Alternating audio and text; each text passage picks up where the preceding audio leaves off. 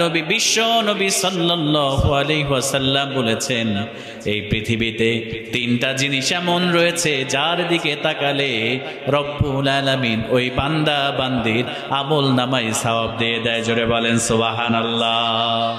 আল্লাহর নবীজি বললেন, এক নম্বরে আন-নাযরা ইলাল কাবা, যারা কাবায় গিয়ে মক্কায় গিয়ে আল্লাহর ঘর, যারা আল্লাহর ঘরের দিকে যারা নজর করবে, আল্লাহ রাসূল বললেন ওই কাবার দিকে নজর করার কারণে আল্লাহ তাদের আমল নামায় সওয়াব দিয়ে দেয়। জোরে বলেন সুবহানাল্লাহ। এরপরে বিশ্বনবী বললেন আন-নাযরা ইলাল ওয়ালিদাইন, আল্লাহর নবী বললেন পিতামাতার দিকে যদি কেউ অনেক নজরে তাকায়, আল্লাহ নবী বললেন একটা কবুল হজের সওয়াব হয়ে যায়।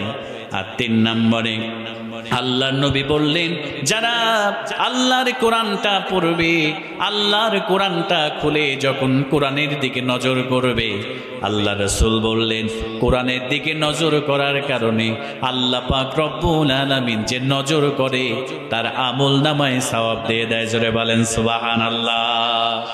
আমার মুসলমান ভাইয়েরা, যে কোরআন পড়বে সেও মর্যাদাবান, আবার যে কোরআন শুনবে আল্লাহর পক্ষ থেকে সেও নিয়ামত প্রাপ্ত হবে।